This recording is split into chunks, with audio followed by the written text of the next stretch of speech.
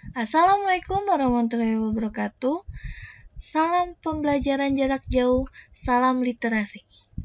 Di video kali ini kita akan membahas mengenai lembaga waralaba dengan kompetensi dasarnya yaitu menganalisis lembaga waralaba dan peranannya, kemudian menyusun laporan tentang lembaga waralaba. Ketika berbicara mengenai usaha retail, ada beragam jenis usaha yang bisa kita pilih tentunya. Namun, pendistribusian yang tepat dalam usaha yaitu franchise yang memberikan berbagai keuntungan dan peluang. Bisnis franchise atau waralaba seperti apa sih? Mari kita simak video kali ini.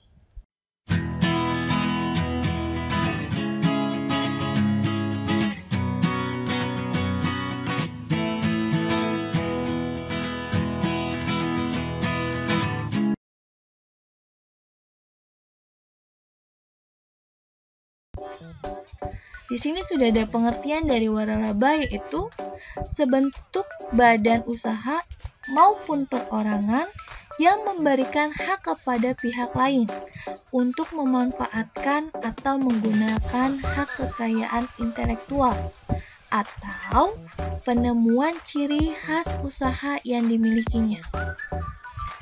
Dan waralaba juga merupakan sebuah hubungan kontrak kerja antara pemilik waralaba atau disebut dengan franchisor dan penerimaannya disebut juga dengan franchise yang memperdagangkan barang atau jasa yang langsung disalurkan kepada konsumen. Dan di sini sudah ada informasi mengenai waralaba. Waralaba pertama kali didirikan pada tahun 1850 oleh Isaac Singer di Amerika Serikat. Dan di Indonesia, sistem waralaba tahun 1950-an mulai dikenal. Dan tahun 1970-an mulai berkembang dan masuknya beberapa franchise dari luar, seperti KFC dan Shake Pizza. Dan di sini sudah ada hubungan antara franchisor atau pemilik waralaba dan franchise penerima waralaba. Di sini sudah ada beberapa elemen. Yang pertama, pemilihan lokasi. Pemilihan lokasi dari segi franchisor itu lebih ke menyetujui atau bisa memilih sendiri lokasi yang diinginkan. Kalau dari segi penerima atau franchise, memilih lokasi dengan persetujuan. Nah, sudah dipilih nih lokasi, tapi franchise atau penerima tidak bisa menentukan. Dia harus meminta persetujuan dari pemilik atau franchisornya. Untuk elemen yang kedua yaitu desain. Kalau dari segi pemilik, menyediakan desain atau model kerja pengembangan program, konsep dari perusahaannya. Dan untuk dari segi franchise, penerimaannya membayar untuk desain dan mengimplementasikannya. Kalau yang pemilik lebih menyediakan desain, dan kalau penerima mengimplementasikan atau mengaplikasikan dari konsep yang telah dibuat. Kemudian dari segi elemen karyawan, untuk franchisor, pemilik dari waralaba lebih membuat rekomendasi atau saran untuk melatih karyawan seperti training, kemudian kinerja lainnya. Kalau dari penerimaan waralaba, franchise lebih memperkerjakan, mengatur atau memecat karyawan berdasarkan kinerja yang dimilikinya.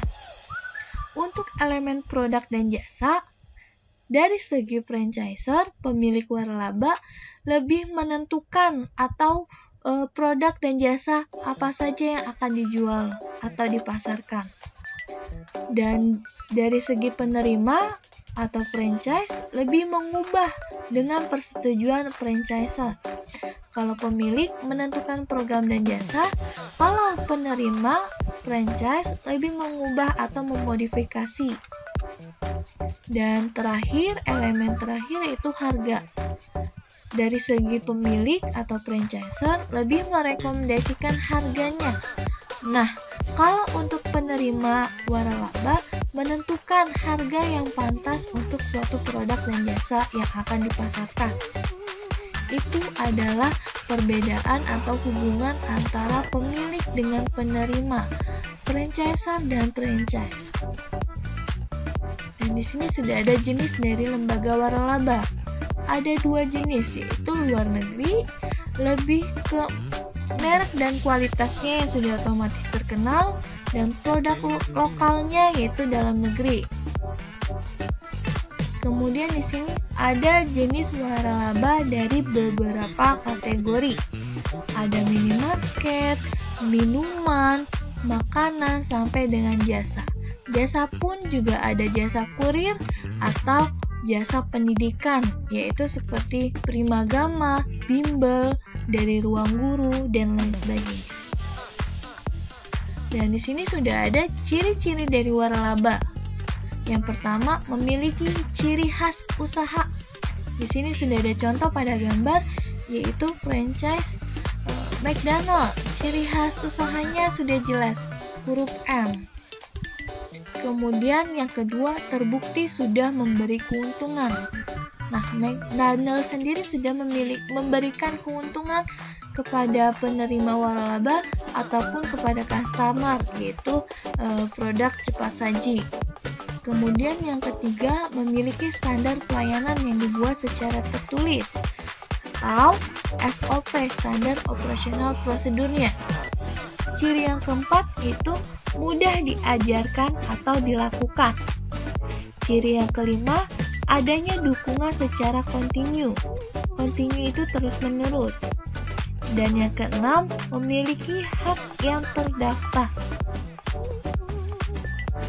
Dari ciri khas waralaba tentu memiliki keuntungan dan kegagalan. Salah satu dari keuntungan yaitu manajemen bisnis telah dibangun, lebih terstruktur atau tertata. Kegagalannya yaitu mitra waralaba kurang memiliki kendali. Nah, karena terdapatnya keuntungan atau pembagian keuntungan antara pihak satu dengan pihak lainnya kurang memiliki kendali. Kemudian yang kedua, keuntungan yang kedua, brand sudah dikenal masyarakat. Untuk kegagalan yang kedua, memiliki terikat dengan pemasok.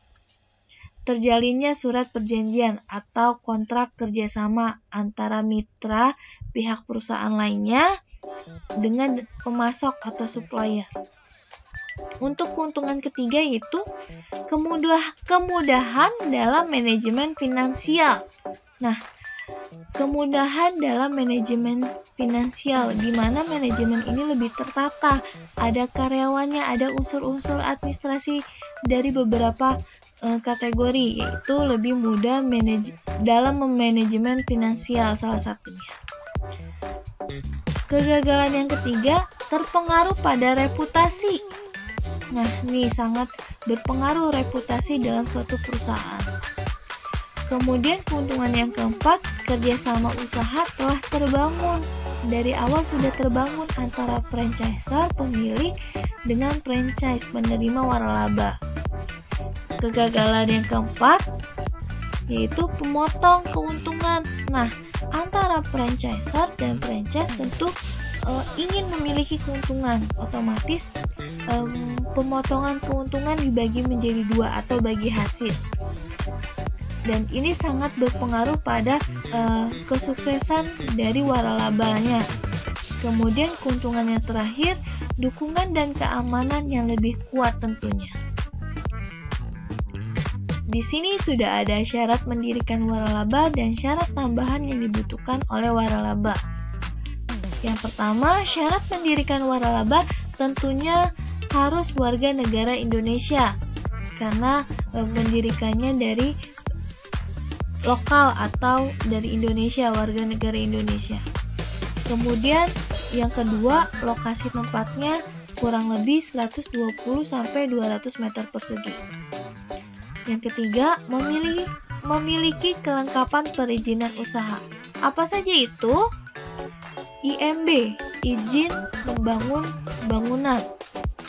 SITU, surat izin tempat usaha. SIUP, surat izin usaha perdagangan. TDP, tanda daftar perdagangan atau perusahaan. NPWP, nomor pokok wajib pajak. PKP, dan lain sebagainya. Ini adalah kelengkapan dari perizinan usaha. Yang keempat, menyediakan dana investasi dengan nilai estimasi minimal 400 juta. Nah, yang namanya ingin mendirikan suatu usaha harus memiliki modal atau investasi. Salah satunya minimal estimasi dari investasi untuk waralaba yaitu 400 juta. Untuk syarat mendirikan waralaba yang terakhir yaitu tentunya harus memiliki jiwa entrepreneur dan fokus pada waralaba.